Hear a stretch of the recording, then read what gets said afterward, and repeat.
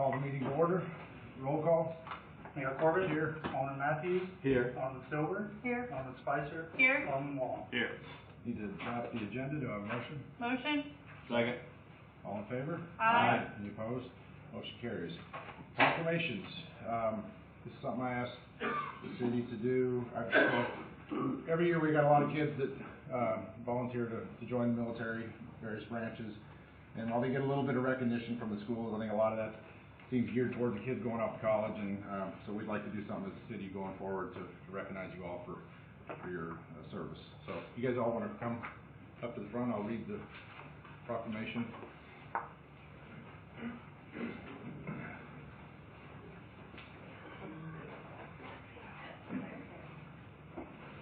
You guys come on there.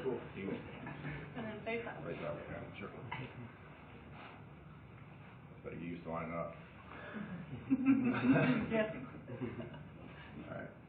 Whereas it is with profound admiration and gratitude that we commend the exemplary courage and selflessness of the following students of White House High School, White House Heritage High School, who have chosen to embark on a noble journey of service to our nation by enlisting in various branches of the United States military. And whereas the following students have each demonstrated unwavering commitment, dedication, and patriotism in their decision to serve in the United States military, representing the diverse and steadfast spirit of our youth. Erica Bucket, Air Force Heritage High School. Micah Callahan, Air Force Heritage High School. Garrett Johnson, Air Force White House High School. Abby Page, Air Force Heritage High School. Otis Swallows, Air Force Heritage High School. Sean Upchurch, Air Force Heritage High School. Christian White, Air Force White House High School. Peyton Nicholson, Army National Guard Heritage High School. Tristan Donald, Marines White House High School. Marcellus Dion Gunter, Marines White House High School. William Braylon Knack, Marines White House High School. Whereas by choosing to enlist in their respective branches of the military, these students exemplify the highest ideals of citizenship, sacrifice, and honor, standing as beacons of inspiration and pride for their peers, families, and community. And whereas the collective bravery and determination of these students reflect the enduring strength and resilience of our nation, embodying the noble traditions and values upon which our country was founded. And whereas let it be known that all these students are deserving of our highest respect and honor for their willingness to answer the call of duty and defend the freedoms and ideals we hold dear. And whereas the city of White House stands united in solidarity and pride as these students embark on their respective journeys of service, carrying with them the heartfelt appreciation and best wishes of our entire community. Now therefore I, John Corbett, Mayor of the City of White House, Tennessee, with full support from Alderman Matthews, Alderman Silver, Alderman Spicer, and Alderman Wall, do hereby proclaim in our deepest gratitude, admiration, and support to all their selfless commitment to serve in the United States military. In witness whereof, I have hereto set my hand and caused the seal of the City of White House, Tennessee, to be affixed this day, the 23rd day of May, 2024.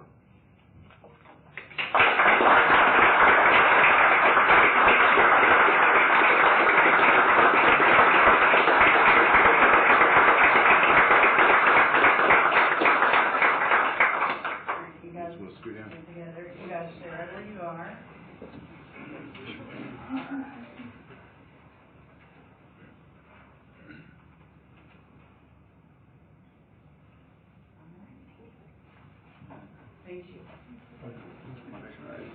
Erica? She's not here. Not here. Neither is Abby. Okay. I can You got those? Okay. Micah? Thank you. Otis? Not here. Not here. Peyton? Sean? Thank you, sir. Kristen? Thank you, sir. Dion? Thank you. Last but not least, thank you, guys. Thanks for your service.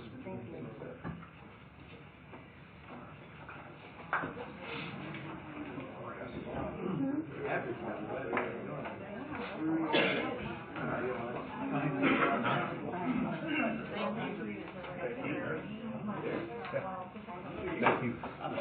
No. All right. New business. Ordinance 24-06, an ordinance adopting the annual budget for the fiscal year beginning July 1, 2024, and ending July 30th, 2025. First reading. We got a motion? Motion to discuss. All right, second? Second. All right. Mayor, if you don't mind, Honorable Mayor and Alderman, staff is pleased to present to you the official budget for the 24-25 in ordinance form. We are required to submit our approved budget to the State Comptroller's Office by June 30th of this year. Second reading of this budget and public comment is scheduled for June 20th, 2024 at 7 p.m. As you know, we started the budget process in January of this year. There are 15 funds that represent millions of dollars of revenue and expenditure. These funds are filled with governmental capital projects, programs, and services to meet the ever-growing community of White House. Errors found during the last study session have been corrected. Recommendations to the charitable organizations have been included and will be seen more clearly in the resolution authorizing appropriations for financial aid of nonprofit organizations. This resolution will be presented next month with the second reading of the budget. As we discussed at the study session, we had 2 of the 15 funds that were short of projecting 30% or more in fund balance by the end of the 2024-25 budget year. We will need to monitor these 2 budgets carefully throughout the year to find savings to keep these fund balances stable and strong. As I mentioned to you in the study session, the general fund, one of the 2 below 30%, is projected to end the current year much higher than we projected. Many times this is a result of capital projects that do not get completed or are halted for various reasons. Staff has recommended exceeding the certified tax rate this year. The last time was in 2021. The reason for this is to specifically fund 6 road and intersection improvement projects. We are expecting to receive the certified tax rate in July. If we receive it on time, we will present this new tax rate in ordinance form for first reading to you in either July or August. I want to thank staff and this board for dedicating much energy, time, concern, and compassion to providing the best governmental services possible within the constraints of approval budget for the community of White House. Unless there are questions of staff, we defer to the board for passage of this first reading of the ordinance. All right, we'll open it up for comment, discussion.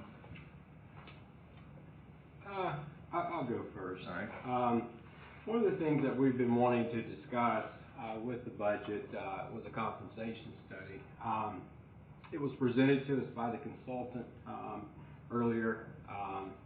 We did not have the final report at that time, so we didn't have time to review it, so we could not really ask questions about it. I feel that the compensation studies for the city are very important. I think we should pay the employees fairly and make sure that our wages are competitive. One of the things when we were approving the compensation study that I had a concern about was bringing in an outside consultant that we've never used and how they steer our programs and our data. I work in the consulting world. I know there are consultants out there that may not have some of the same ideas as you do as an organization. So you use them, you really don't know that. So some of the things I saw, I reviewed the compensation study. I think I went through it for about 4 hours before the budget retreat, and we did not discuss it during the budget retreat. Then I've had some additional time to go through it. So I just have a few things that I've gone through and saw. So overall, looking at the numbers from the compensation study, the selection of the peer cities, to me, there were some, I think there were 4 that were included that had much higher populations and demographics than the city of White House. You have Hendersonville, which is a population of 64,000. You have Spring Hill with a population of 58,000, Lebanon 48,000, and Mount Juliet 43,000. We did have, the selection actually wasn't bad. You had some cities: Fairview, Lawrenceburg, Dixon, Nolensville, Goodlettsville, and then ones that were actually in there that were not used were Arlington, Dyersburg, and Lawrenceburg. Those align with our population and probably our demographics. But what I saw, I asked for the raw data. I requested it, received it. Some of the smaller cities did not respond to the survey. And then there were also cities that did not respond complete data. So instead of responding with a min and a max data, they only gave their current salary for that position, or average for that position. So if you look at the actual report, you see the number of respondents that responded to the survey. It may say, for instance, it says 11 for a particular position. Well, that may not be true as far as the data used to calculate that salary or that position range. If you go in and look at the actual data, really it may back down to probably, like the one I saw that they reported as 11, actual respondents with full data was 7 respondents. So it's kind of misleading when they provide that there were 11 respondents to the category or position, and we only saw 7. And it skews the data. And one of the things with having the larger cities report back and not having the smaller cities report back, it skews your numbers a little bit. It pushes them a little bit higher. With that, the selection of the cities, I think, that's the critical piece of this study, making sure you have good peer cities you're reviewing up against, to make sure you're competitive within your peer cities and cities similar to you. And I think that process should have had, at some level, board involvement. If we had, they could have reached out to us individually, or we could have had a meeting to have some input in that to make sure everyone was on board. Other processes that I think the board probably should have been involved with are the critical factors that came up in the study, and one of those were percentiles. I saw that they used a percentile, and it makes it look like they've made adjustments for COLA and for percentiles. Percentiles would work fine if you had an equal distribution of cities that are not alike. So if you had 3 smaller cities, or 33% smaller cities, 33% cities that were equal, and 33% larger cities, and you wanted to be in the 60th percentile, that's perfect. It's kind of like when you're graded on a bell curve during school. It's very similar to that. Or if you use all cities that are alike, then if you want to be on whatever percentile of those, that works well also. But if you don't have that, putting in a percentile it won't work. And also the selection of 65 or 60 percentile, that should probably, we should have some input into that, I believe. And then also looking at the STEP programs, I would have liked for the consulting firm to give for them to give us some information regarding which peer cities were using what type of STEP program. So who of these peer or survey participants are on a 30-step program, which ones are on a 20-step program, or anything in between. That would have been helpful for us to have in making these decisions. We didn't have that. So again, it was presented to us with no information, so we couldn't really present questions at that time when the consultant was here. We talked about the number of respondents. Also, one of the critical things, I think, that kind of threw me off, when the consultant presented to us and he stated that we were underpaying by 20%, that kind of surprised me. One of the things I did when I first was brought on as a elected official, I looked to see what our pay was comparative to some of the other cities. I wanted to make sure we were competitive. I've seen organizations in my line of work that underpay people, and I don't think that's appropriate, and I wanted to make sure that we were in line. So I looked at that, so it kind of surprised me, and I tried to figure out why. So I went into the numbers, and if you look at our actual salary ranges that are presented in the study, you have a table with the different grades. Those ranges are what our current ranges are. What they did when you go into the raw data, they took those ranges and they scaled them back 60% to a 60% spread instead of a 90% spread. And what that did is it brought your minimum would stay the same if they use the correct minimum. Your midpoint would be drawn back, and then your maximum would be drawn back much greater. So that's where we saw, I guess, some of the higher numbers towards the middle and towards the maximum salaries. So they did not use our actual salary ranges. They scaled them back to a 60% range. And that's where, if you look in the table for the study, you will see that there's a percent difference. And if you actually go in and take our real ranges and plug those in, those percent differences are way off.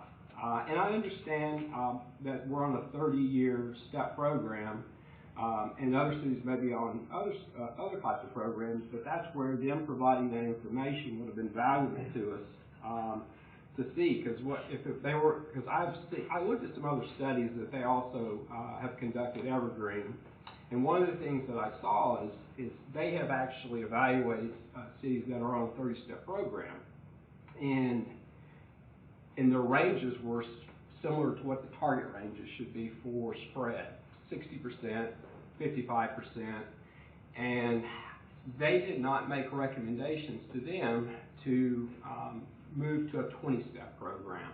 And to me, if that was a standard best practice in the industry, and these are recent studies they've conducted with municipalities or counties, they would have probably made that recommendation to them.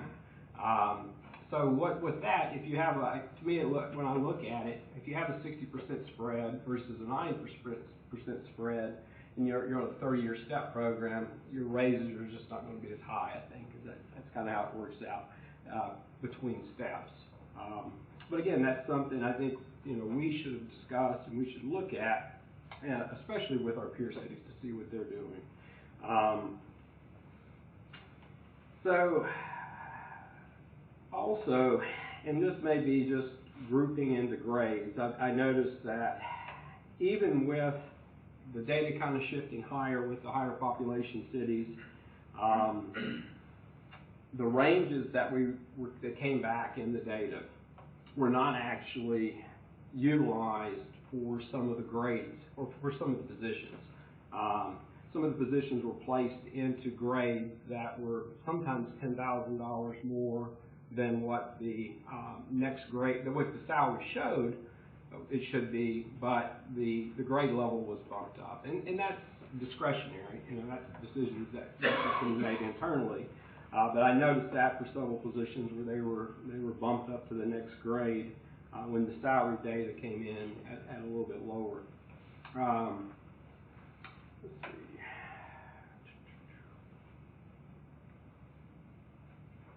So we talked about the percent differences, which that to me was a little bit, I did not, it took me a while to figure that out. I don't know if you guys caught that and saw it, but I was wondering why. And then finally, I thought maybe their macros are wrong. So I went into their spreadsheet and looked at their macros. The macros are right. They just scaled it back to a 60% spread instead of a 9% spread, which is what we currently have at. Also, I found some mistakes in their report. One critical one was on page 4-10. They stated that we have a 9.4% above market maximums, which is not true. It's actually the opposite. They reported it's 9 point, in their actual data they presented is negative 9.4% at the maximum. That's something that should have been caught. We talked about the 65th percentile and using COLA, and to me, that those languages, it should standardize things and bring things into play if you have larger cities, but that's not necessarily the case depending on your sample pool that you come from. One of the other things that I found kind of odd was, when we originally agreed to conduct the study, we talked about benefits versus salary, and I believe it was presented to us that they were going to take a look at that and kind of weigh out benefits versus salary. We were told that, and we all kind of know, that government typically has better benefits than the public sector, but maybe lower salaries. And so it was our understanding that they were going to take a look at that and weigh that and see if our weight was acceptable or not, or make adjustments to it. And also, I I looked at some of the other reports, and I'd say they have project managers that handle different projects for them throughout their organization, and depending on who writes the report, the styles may be different. But when I looked at the summary for the benefits, they basically did not provide us anything. I mean, they didn't do a good job of summarizing what they had. The data's there and the information's there, but they didn't do a good job doing an executive summary. And one of those things was that we currently offer 13.35 hours accrued monthly of annual vacation versus our peers' average of 6.4 hours accrued monthly. And that's a pretty significant difference, and they probably should have noted that in the report. I had to go look for it, and then I realized it, it was in hours, and then I kind of finally narrowed it down. One of the other things that we offer that's unique from other cities is we offer health insurance to our retirees where none of the other peers offer this benefit. And I felt that they probably should have. A good consultant would have pointed that out. Something that stands out. And just note that the board may not, have. It's just knowledge. It's knowledge. It's executive summaries that should be pointed out. Other things. So. The most, looking at this, the most critical factor here to me is not only, how this compensation study impacts this current or the fiscal year we're working on now, but also all the fiscal years to come for the city of White House. And we really haven't received any long-term financials as far as how this change, it's a major change in our compensation program, will impact the city's budget over time. We know we're going to have to grow. We're going to have to add employees. We're at a little over 130 now. We're certainly going to have to grow. And, the cost of implementing this and some of the recommendations versus and I think I've talked to Gerald a little bit about this, and I look at a lot of things from other cities, and I was looking at one last night. They had a 5-year financial plan that they had put together. It's just long-term planning to me is very important, especially from a finance standpoint, and we're kind of playing it from budget year to budget year, and this is a pretty significant, it's not a one-time expense, it's a recurring cost that's going to actually grow, be compounded at least probably 3%, maybe up to 5% per year. So those are the things that I have. I know that's long. I spent a little, I think that compensation is very, very important to our city, and we want to make sure we do it right. And but at the end of the day, we also have a fiduciary responsibility for the citizens of the city, and we need to take that importantly. So let me address a couple of those things. Number one, I think this is the first compensation study the city's ever done. So, is it perfect? Probably not. And I think you could probably sit and poke holes in any report that any consultant provides. None of it's going to be perfect. A lot of it's very subjective. And on the peer city stuff, population isn't the only factor. Hendersonville is bigger than us, but they're in our backyard. And we compete for employees with Hendersonville. The fact that they're bigger, I don't think that we should exclude them as a peer city. And you shouldn't include Lawrenceburg just because they may be the same size. It's an hour and a half, 2 hours away. Are we really competing with Lawrenceburg for employees? Probably not. So, we'll probably do another compensation study in 7-8 years. And if the board at the time is not happy with what Evergreen gave us, certainly go a different direction. But I think this was a good first step. And it's not perfect, but I think they did a decent job. And actually, the other thing, I called 3 other mayors and asked them about the mayor and the board's involvement in the actual process, and none of them were as involved as you're sort of suggesting that we should be. Yeah, I think that's a mistake. Okay. I saw that also in some other cities, and I think that's a mistake. Yeah. If you don't mind, Mayor, just a couple more things on this. And Alderman Matthews, I thank you for bringing all this to light, the things you've been looking at. It's not new. I've been in this business 40 years. I've always looked at, we want good employees, and good employees want good employers. And when that breaks down, you start losing people and the city starts going down. So we want to have good employees working for us. Now we have to compensate them properly. And how do we compensate? When I was a young patrol officer bargaining against the city for union wages. Now you have to understand, you know, every patrol officer, I had 3 different unions, patrol officers, they got paid the exact same hourly rate, whether it was they were there 1 day or they were there 30 years. They got the same pay, hourly pay, this is the exact same. But we would always argue, the city would want to find cities the exact same size around the state and compare us to those cities. But as a union, we would argue, wait a minute, we're competing against the city of Toledo and all these other suburbs around us that are a little bit larger and they're paying more for it. Right. But that's who we're going to be. I always felt like we were training grounds for Toledo and some of these other bigger cities. And then when I became a chief in 2000, I had the other opposite side. Now I'm arguing against them, saying we need to have these particular cities in this study, and we got to make sure that we're competing, you know, rightfully there, because I'm going to hold the money back as much as I could. So that was the battle I had there, and I've seen it back and forth, pure cities versus large cities around us, that type of thing. So it was always that. So it's always like hitting a moving target. It's just every year it's changing, or as soon as we do a study, Springfield's going to do a study, or Gallatin's going to do a study, or it's going to constantly, it's a moving target. So trying to take 130-something people, put them in classifications, and find out what is their best pay. You know, I think we hired this company who's a professional organization. This is what they do every day all around the country. And so I have to take it that they're probably giving us pretty good information now to see pointing out some flaws, which I think we would probably have in any study that we would probably bring forward. But you know, I've never, and neither did my predecessor before me, in this particular city, I mean, coming here, having a right to work state. Heck, when I got here, they didn't even have due process in the policies. I started incorporating some of that stuff for the employees and trying to make it better for employees to, you know, to want to say, you know, I want to stay here and work here and do a good job. And I think it's reflective in the mayor goes around, he sees the quality of management and quality of leadership in the city stands out for itself. I mean, we get recognized we've received awards over the years.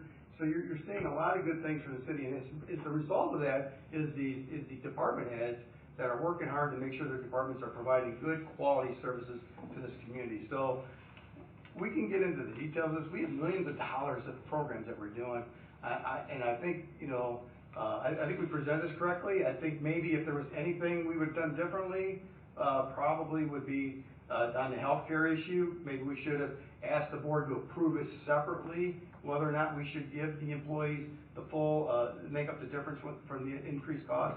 We haven't done that the last several years, and so maybe if that's what this board would want, I probably will do that next year. It's just not been the practice here, and so that's again why I didn't let council get into the weeds of this, because as soon as we start getting into the weeds of it, then you start looking at individual people, and then you'll start looking at, well, I don't think this person should get paid that much, or maybe this person should get a little bit more. And so I'm like, that's why I didn't do it. What we had was ranges. And then what was presented to us was a couple of options: is what type of formula we should use in order to decide how much somebody should get in that range. And I thought they presented a pretty good theory for us and how they would go about doing it.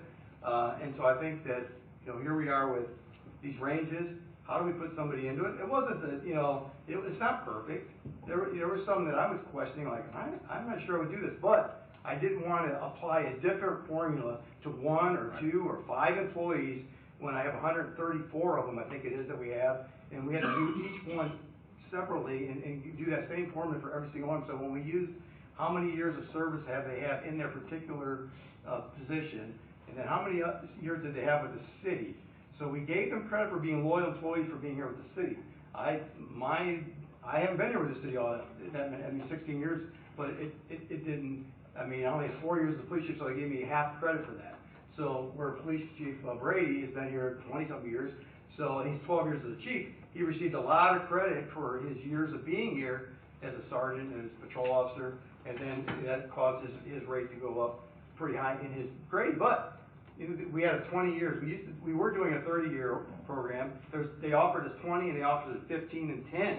Some cities only have a 10-year step plan. Some are doing 15. Some are doing 20. Some are doing 30. So where do we fall? So we thought we'd go to the 20, which was saving the city some more money, because if I went 15 or 10, we would be moving them up a lot faster. But basically, the 20 years at the top. So like a person like Chief Brady, I'm sorry, Chief, I'm using you as an example, that he's at 20 years, and there were several other employees, and Amanda may have that information, that are reaching at that 20 years. So now, that once they're there, they're in the STEP program, if they get their merit, they move up in the steps. But I can see next year asking this board if you want to give a cost of living allowance to anybody that's not getting to everybody, and including those that are going to get a merit anyways. So that's something I think I would bring to this board, because the board seems to want to have a little bit more input in this process. But those are two things I would look at: healthcare and whether or not we give a cost of living. But I think overall we have to accept the plan as it was given. This board asked for it, $40,000. We paid for the study, and then to take the study, because we don't like a certain few people that were getting certain raises, and throw the baby out with the bathwater is not the right thing to do. And it's not a good thing to let the employees think that's what you want them to, that's what you want to do. Yeah, But be really careful with that. I don't think that's what we're doing. I mean, that's not at least what I'm doing. I'm not specifically going after certain individual salaries. I looked at it as a whole. Okay. And then also with the formula that we used to place them into their current staff, that's not exactly what I was talking about either. It was more along using the ranges and then into the grade. Which I understand sometimes it hits in between, but these didn't. They hit right on the other grades, and they were just bumped up for whatever reason or not into the next grade above, even though the data came back at a certain level. Some of those questions, I don't know if Amanda would be able, if she wants to implement that, but those are, you get into the weeds and stuff, mine is, I've got the 100-foot look at everything here, and I've got multiple projects going on, all different things, so I rely on HR, to help walk through that process. The fact of the matter is, none of us are compensation experts. None of us are compensation consultants. We hired a company to do a job for us. We expected them to do their job, and they did it. We have employees that we count on to do their job, and they did it. Additionally, we voted on the company that we picked to do it. So it wasn't like we didn't have a say. We all attended the same budget meeting, and you had the opportunity when all of the department heads left to ask questions in that meeting. And I don't remember you asking anything about this compensation plan during that meeting. Well, we're still in the budget process, so I can ask questions anytime I will, please. Yeah, you okay? can, but you had an opportunity to do that then, and well, you didn't. Don't tell me I need to do it at a certain point, because make no me, mistake. Sam, I let we, you I'm just telling you. Alderman Spicer's speaking. Anyway, you had an opportunity and you didn't. We had opportunities to ask questions all along the process.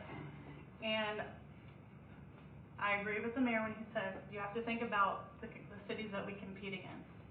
We're also competing against Nashville. We didn't pick them, but we are competing against them, and they have a, 60% officer shortage, which what I don't want to see happen here is have an officer shortage because we're undercompensating our employees and firemen as well. That's where the majority of our compensation went up, is in fire and police, and obviously they were being underpaid. I'm still talking. I believe in supporting our employees. I believe in supporting people to do their jobs. We have a job to do. I respect your opinion. I don't have the same one. Does anyone else have anything to say? I do. Okay, go Ms. Linda. Hi. Okay, so for the sake of transparency and in the interest of fiscal responsibility, I did the same thing Sam did.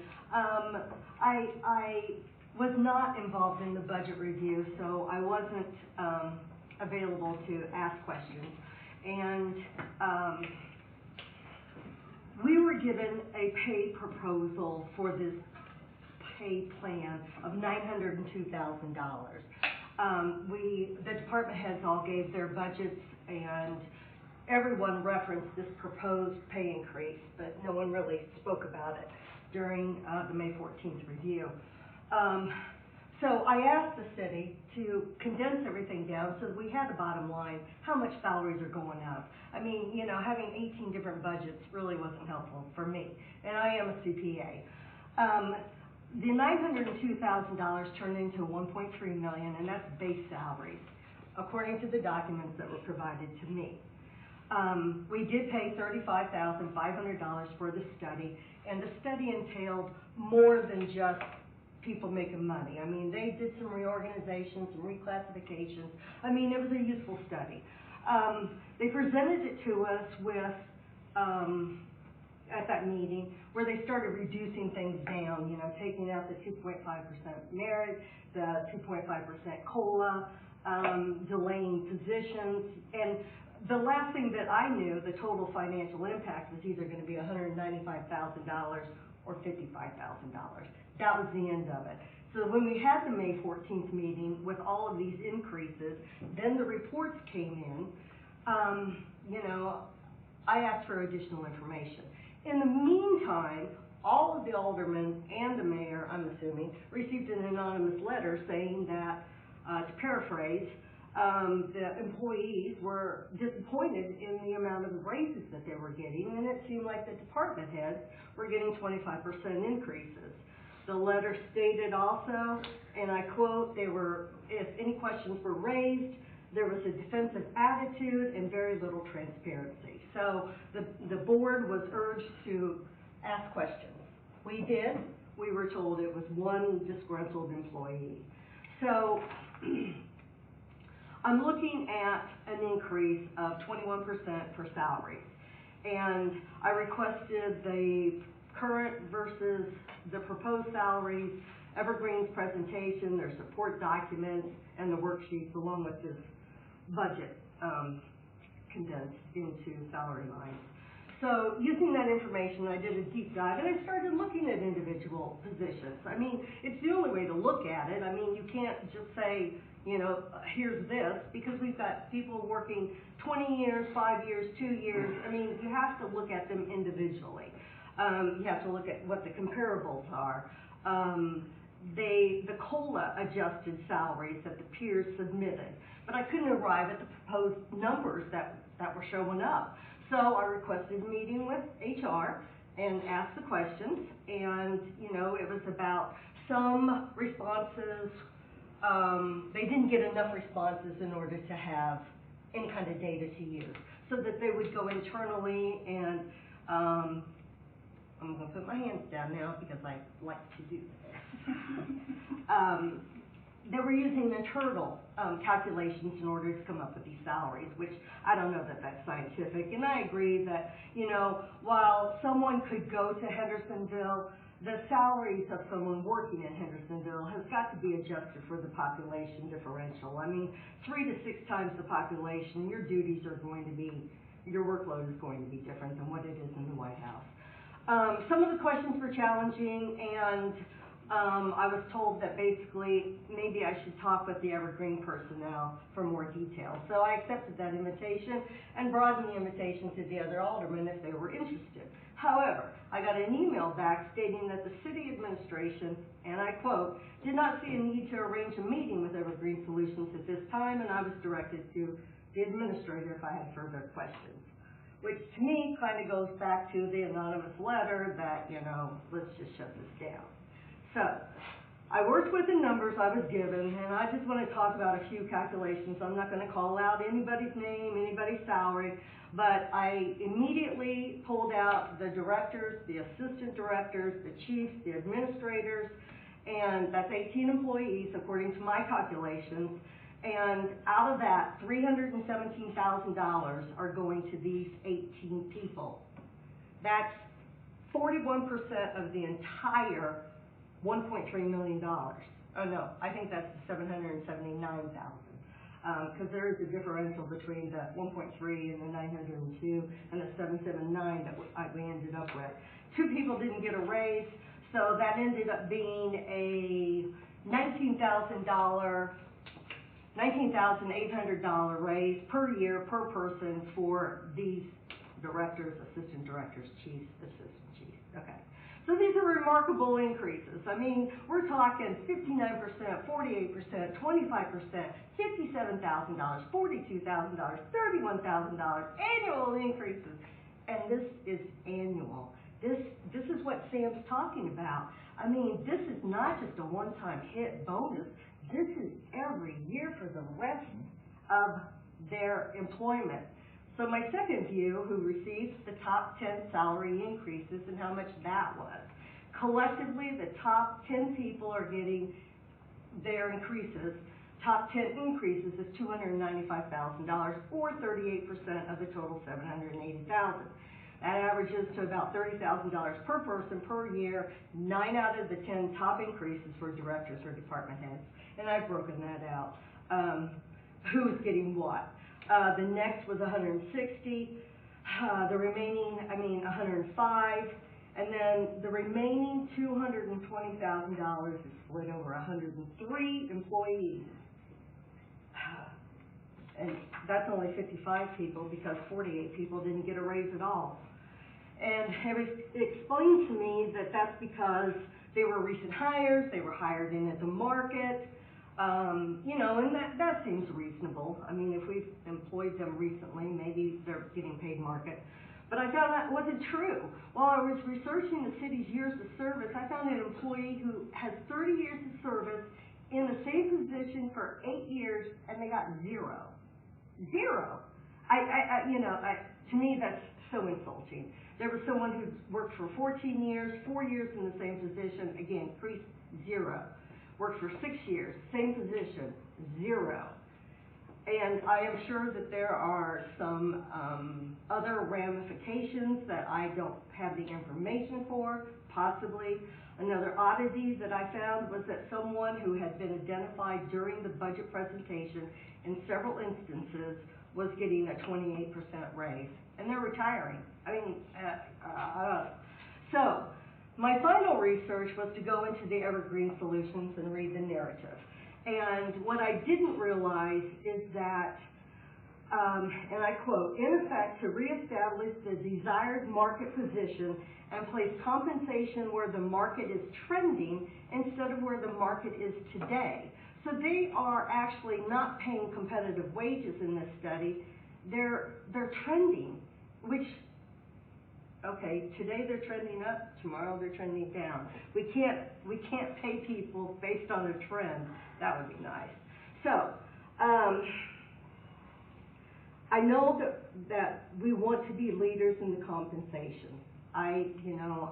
We paid for restructuring, we paid for new job descriptions, we paid for raw data. They gave us information to work on.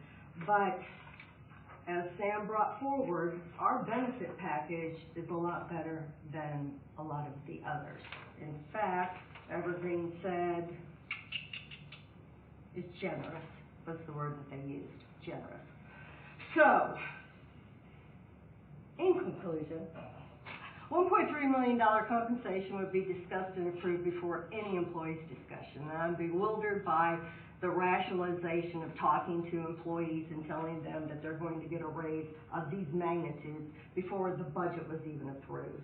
No one was talking about this. It seems like it took additional steps for us to get to this information. I don't think it's fiscally responsible or feasible to correct what is being characterized as years of inequity in one fiscal year. And it's funny that Sam said, but I have never seen these types of increases given to anybody in 40 years of being a CPA. When these types of raises are suggested, they're always tiered into salaries. So working out a 5-year plan, I don't even know at this point if the 2.5% merit raise and the 2.5% COLA raise is built into this data. No. I don't know. So what do I recommend? I recommend, this started out as a firefighter pay study. The police department had their study, I don't know when. It wasn't a study. I thought you said that you I had had a to pay just make a study. few phone calls to various cities Okay. around, so All right, so my mistake. It was characterized as they had their own. So, I'm back to the firefighters. They evidently were not given that opportunity. I want everybody to be paid well. I want everyone to be happy and go to their job. You know, we're asking the citizens for $11 million to go into, you know, we're raising taxes. So I think, you know, this is a big increase, $1.3 million on salaries going to not everybody. I mean, if we were going to give these kinds of raises, it should be spread across the entire point. And I know it's a study, and we're trying to correct that, but, I mean, when you've got department heads giving themselves raises to this magnitude with other employees. Well, I gotta correct you on Yeah, I this think one. that's unfair. Excuse me, I'm gonna stop you there. The Point of order. Department heads did Point not of order. make this decision. This decision came from a vendor or contractor that y'all hired to come in here and do a study, a market rate study for the employees. That's where this came from. I can go back to when I was sitting as a police chief in the city of Northwood, and I got called by a city administrator for a possible interview to come here. And I said, listen, I contacted your HR department. I wanted to see the salaries of your patrol officers and your staff to see where they fit. And they were way under from what I was seeing then. And I mentioned it to her. She said, well, Mr. Herman, it is what it is. I thought that was the end of the conversation. I never get hired here. Here I am today. What I don't want to see is this is a pay study to bring people to market rate. Obviously, the city's done pretty well so far all these years, not paying at market rate for some of the people that have been here the longest and have served in very diligent roles all these years. To sit there and say somebody at the bottom end is not getting a raise, that is correct, because we have been moving the bottom end for the last 5 years up and up so that we can compete with the surrounding cities around us to get employers hired here. So that's what we've been doing. I'm not, just because you're not satisfied with a few parts of the study doesn't mean the study is completely flawed. It's given us ranges that we should be able to utilize, and we use the same exact formula for that 30-year employee that you complained about that didn't get a raise. The same exact formula was used for his years of service, and so if he was already at market rate in their 30 years, then they're not getting a raise. Or they were at their top 20 years, so they're not getting a raise, but they're already at the top of the 20 years. That's all I'm saying. And it's nothing, I don't want this to get personal. We have 15 funds here and a huge budget to be focused on focused on, as you're saying, a $1.3 million issue when we have a $1 million fire truck. We have all kinds of other things in here, $11 million for road projects. So there's a lot of things in this study, in this budget, and we're here to talk about should we improve the budget or not. We've had this pay study has been the nemesis of my career, I think, because it's been going on since September. Since when you first brought these people on board and going through this whole process. This has been very challenging, very stressful from my point of view as a city administrator. I'm handling it, I'm dealing with it, but we're moving through. I'm just saying we have a lot in this budget to sit here and spend all of our time spent on a pay study. We've had a study session, we've had reviews. Every city employee was interviewed, not by us, they had group meetings. All this stuff has been going on for all this time, and to sit there now and say I have flaws with this particular study, I'd like to see something. What is it that you want to see different? What's going to make a difference for you? If you want to hang your hat asked you on for this, more information, and I was shut down. you want a special call meeting, and the mayor is the only one who can call a special call meeting. Well, I asked him about it when him and I were together, and he didn't feel like this was the time to do a study session. We have a budget that has to be approved and submitted to the state by the end of June. That's what I'm saying. So. Well, actually, I think you can go to October. You can operate on the current budget. October is the absolute deadline. Is that correct, Valerie? I do not know that. Jason would know that. What's the exact deadline for the budget? I don't know what the exact deadline is, but I know there is, like you said, that you can continue on with the current budget for a certain period of time. We've never had to deal with this, but I can look into that for Steve amount of money too. I'll get them to you tomorrow. Okay. What's a good time for you?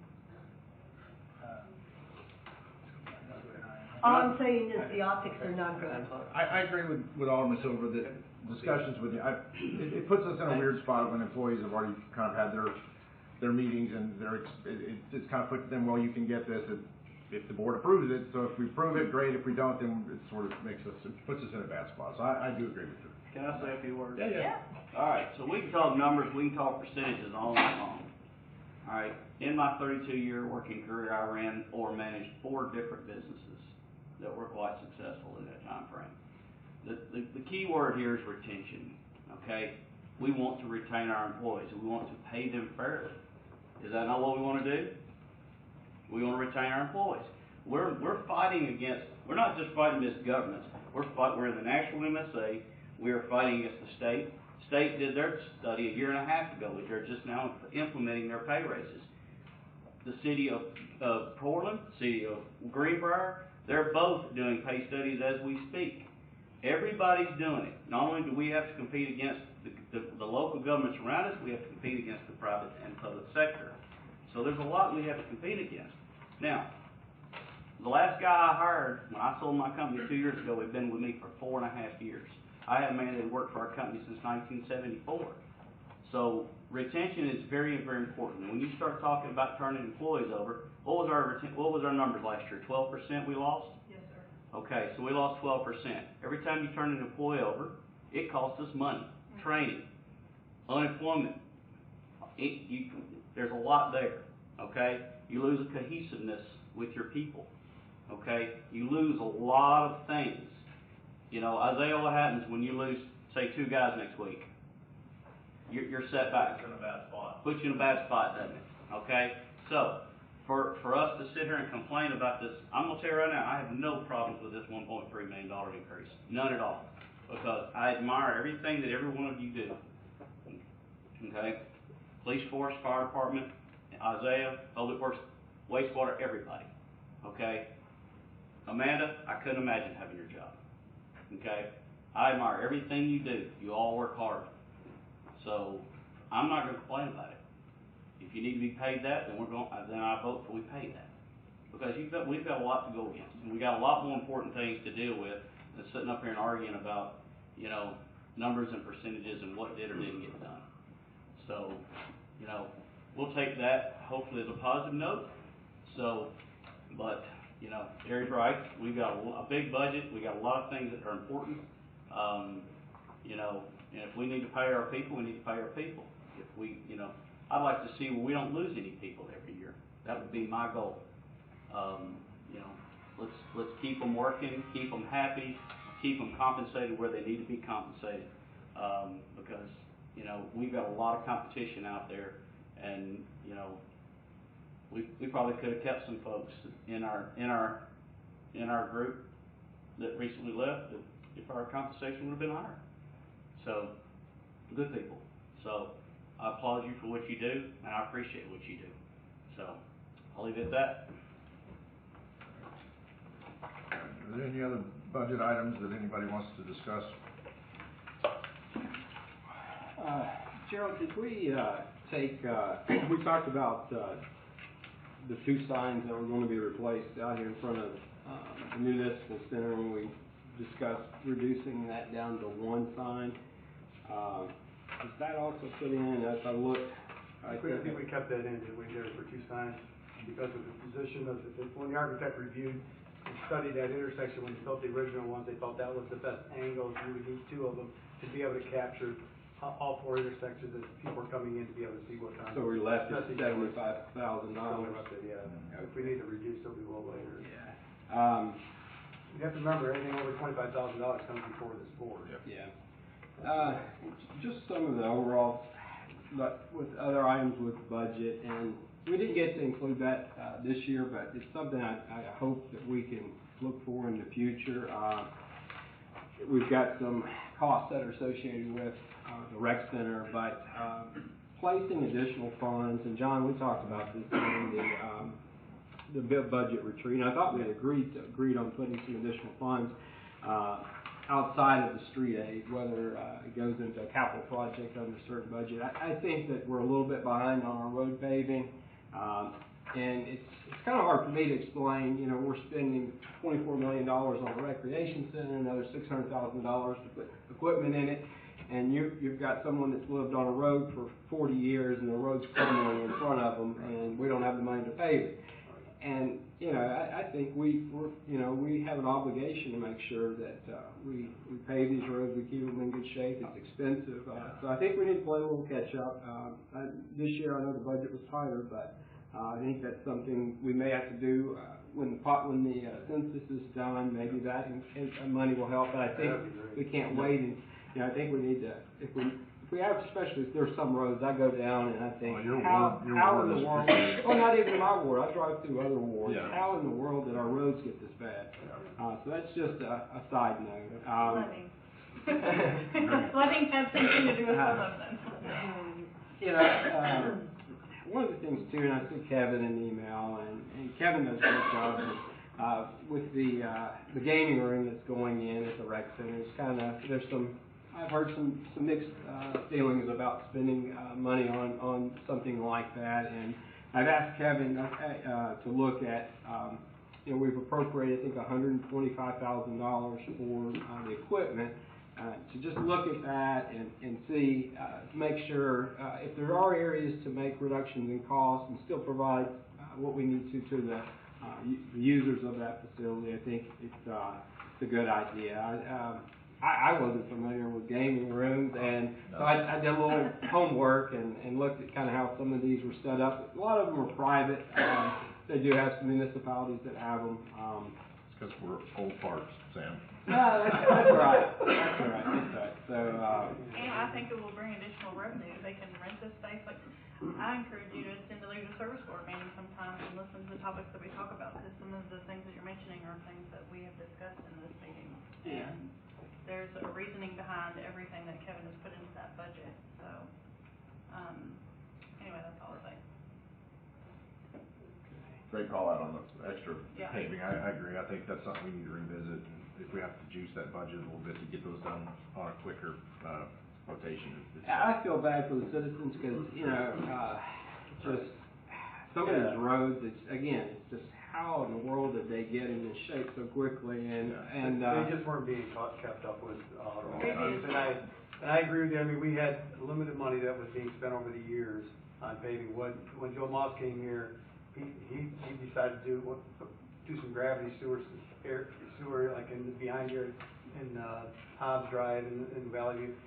He put those sewers in the road, so then he used sewer money to pave those roads, which gave us a good jump start in some of these older neighborhoods that he was able to do that in. This year, as you know, we were setting aside about $500,000 for paving, but on the engineering side of the budget, in the general fund, we're looking at 8 road projects. If we didn't have all those, could we have spent, if we had $11 million, let's say we didn't have to do those road improvements, $11 million, we could do a lot of paving with $11 million. And our paving costs are going up significantly, that's a concern, which is really crushing us. So I'm hoping, with some of these road projects, specifically like North Palmer's, is a paving project. Stage Road is a paving project, which is going to improve that road immensely. Right. But there are roads, and I drive around lunchtime, looking around different roads, and there are some serious issues that we have on some of our roads that we're trying to keep up. But you're right. I think next year we need to revisit when we go through the budget process. Is there a way that we can incorporate another $200,000 or $300,000 or $400,000, $500,000 towards trying to upgrade, get caught up in some of these paving projects? I've asked Isaiah if he could to run some calculations. I told him, tell us what you think you need as far as extra funds, and we can take a look at the budget and try to work with it. I think that helps us.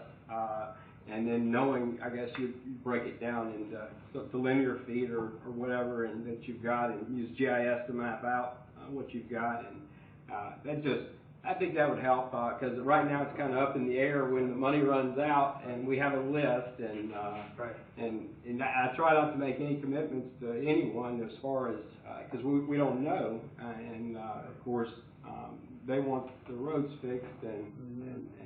Yeah, I talked to Isaiah about this. I think maybe next year, until it runs out, okay, let's identify what area that you want to get done. How much will that cost? And if it's $800,000, then we'll take $500 that we have in State Street 8 and then match it with something out of the general fund to try to meet that need. But identify that area first so that we don't think we're going to hit in that area, and then at the end of the year we're short a cul-de-sac or part of a road, and then people are going to be asking, why? I thought you were going to do our road this year. Doesn't happen. So that's something I think he's going to be looking at for next year's budget process. Okay. Good call out. Any other? I'm done. Jerry, on this road impact fees fund, we had 0 on the whenever you think about the expenditures for roads for 25, is that, did I miss something there? Is it? You're right, I thought we should start building up some Build, money. yeah. You have to be used on collector and arterial roads for, improvements to those roads. Yeah, I thought I remember hearing you Yeah. say something about we need to Yeah. build that fund back up, Right. so, okay. And we're doing that with the police fund also, I believe. Yeah, for the most part, we have a little bit of Exactly. money coming out of there Yeah. for police, so we need to do an evaluation on their building to see if it needs any additions, and that chief's gonna work with his staff to determine what those needs might be. Well, so we're gonna hire an architect, kinda like what we did with Station One for the fire this year. That's what's in that budget. Any other discussion? Got a motion? Motion to adjourn. Is that what you were looking for? Not quite. Motion to approve. All right, we have a second? Second? All in favor? Aye. You opposed? No. No. Motion carries. We are adjourned. Motion to adjourn, you like that? Cute, cute, cute.